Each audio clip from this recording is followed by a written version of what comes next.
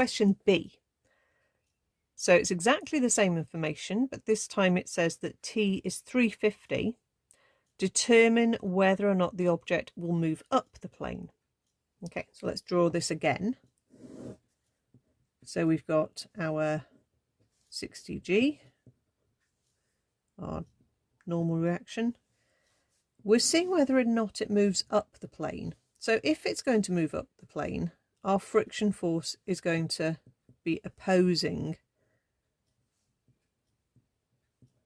the motion. Okay. So if it's going to move up, 350 will have to be greater than our maximum friction plus our 60G sine 20 weight component.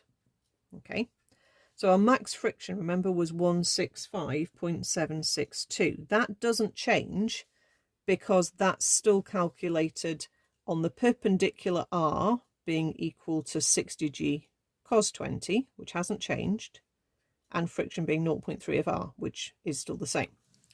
So that maximum friction force hasn't changed. Okay, so for it to go up the slope, we'd have to overcome the sum of these two. Okay, so if we add together 165.762 plus 60 times 9.8 times sine 20, we get 366.8 or 0.9. So 350 is not large enough to move the object up the plane. So it doesn't move up the plane. That doesn't mean it slides down the plane. 350 is enough to keep it in balance. It just means that friction is not at its maximum. Okay, remember that 165, that's the maximum value friction can take, the value of mu times R.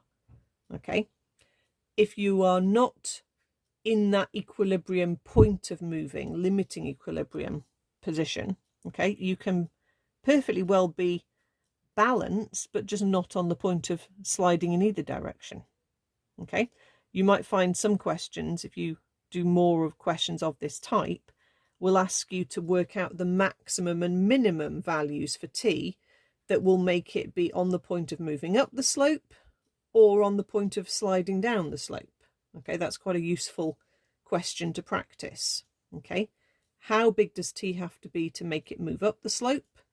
How small does it have to be to make it slide down the slope? And remember, if it's going to slide down the slope, your friction arrow flips back to pointing up again. So you've got to think about what that potentially could mean. But there's quite a big range of values for t where the box just isn't moving and it's not on the point of moving in either direction.